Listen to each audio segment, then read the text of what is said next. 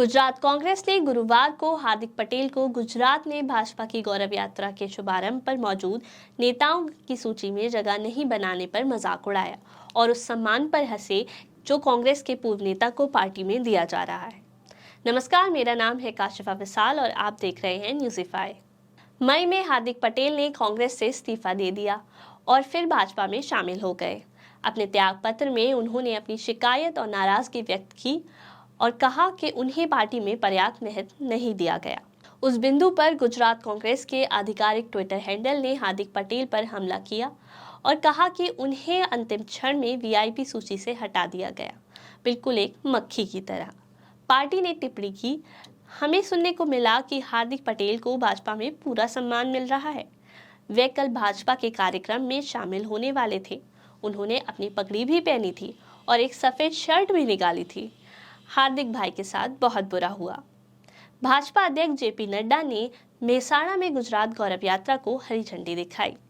कांग्रेस के दावे के मुताबिक हार्दिक पटेल को इस कार्यक्रम में शामिल होना था, लेकिन फिर उनका नाम सूची से हटा दिया गया। केंद्रीय गृह मंत्री अमित शाह गुजरात में 3 गौरव यात्राओं को हरी झंडी दिखा चुके हैं, एक जंजारका से और 2 अन्य उनाई से।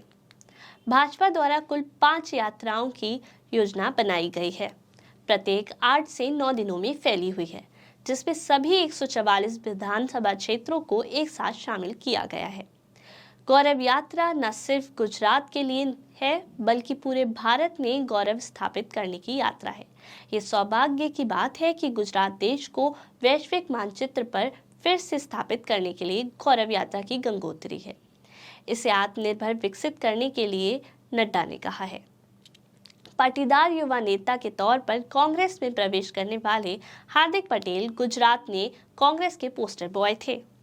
सीधे कांग्रेस के हाईकमान से उनका संपर्क था और इसी के चलते उन्हें गुजरात प्रदेश कांग्रेस समिति के कार्यकारी अध्यक्ष का पद मिला था। लेकिन पिछली 3 जून को वे बीजेपी में आ गए थे। हार्दिक ने कांग्रेस छोड़ने पर बड़ा हमला बोला था और कहा, कांग्रेस में मेरी हालत नए दूल्हे की नसबंदी कराने जैसी है। गुरुवार को आरोप लगाया कि उनकी पार्टी की राज्य इकाई के नेता उन्हें परेशान कर रहे हैं और चाहते हैं कि वे पार्टी छोड़ दें। पटेल ने यह भी कहा कि हालांकि उन्होंने कई बार राहुल गांधी के सामने अपने उत्पीड़न के मुद्दा उठाया, लेकिन उनकी शिकायत को दूर करने के लिए कोई कार्यवाही नहीं की गई। लेकिन बीजेपी में आने के बाद 4 महीने हो चुके हैं।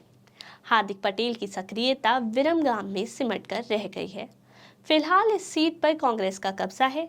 लखाभाई भरवाड़ यहां से विधायक है। ऐसी उम्मीद की जा रही है कि इस बार हार्दिक चुनाव लड़ेंगे। हार्दिक की विरमगाम में सक्रियता देखकर लगता भी ऐसा ही है। लोगों को और उनके समर्थकों को जो चीज सबसे ज्यादा परेशान कर रही है कि पाटीदार आंदोलन के प्रमुख चेहरे रहे हार्दिक पटेल को बीजेपी में तवज्जो क्यों नहीं मिल रही है। क्या वे बीजेपी में पहले से सक्रिय पाटीदार नेताओं के गुड बुक्स में नहीं है, या फिर उनके लिए खतरा है, इसलिए पार्टी में उन्हें समुचित सम्मान नहीं मिल पा रहा है। हार्दिक पटेल ने कहा कि वे काम करना चाहते थे, कांग्रेस में काम नहीं करने दिया जाता था। पैर खींचने वाले लोग हैं। जो भी हो, प्रदेश में विधानसभा चुनाव अब सिर पर है। जिस तरह से गुजरात गौरव यात्रा से उनका नाम हटाया गया है, उससे फिलहाल राजनीति गर्म है। कांग्रेस के उनके पुराने मित्र अब चुटकी ले रहे हैं। भारतीय राष्ट्रीय कांग्रेस के युवा विंग के हेड श्रीनिवास बीवी ने ट्वीट कर लिखा, बड़े बेआबरू होकर ये इज्जत की तलाश में बीजेपी की गोदी में जाकर बैठे थे। और इसके साथ उन्होंने उनका एक वीडियो भी साझा किया, जिसके चलते उन्होंने कांग्रेस को छोड़ा था। उसकी भरपाई भी बीजेपी में हो पाएगी। जब हार्दिक पटेल बीजेपी में शामिल हुए थे, तब उन्हें कोई ओहदा नहीं दिया गया था। ऐसा कहा गया था कि वे बड़े नेताओं की मौजूदगी में जुड़ेंगे, लेकिन उन्हें प्रदेश स्तर के नेताओं की मौजूदगी में बीजेपी में शामिल होना पड़ा था। कांग्रेस में अल्पेश के जाने के बाद हार्दिक, अनंत और जिग्नेश की तिकड़ी को भविष्य का नेतृत्व माना जा रहा था, लेकिन अब तो आसार कुछ और ही दिखाई दे रहे हैं। तो कैसा लगा आपको हमारा आज का सियासी वृत्तांत? कमेंट बॉक्स में जाकर ज़रूर बताएं।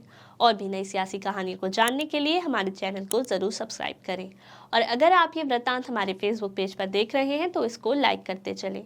आज के लिए इतना ही। कल फिर मिलते हैं किसी और नए सियासी मुद्दे के साथ। तब तक के लिए नमस्कार।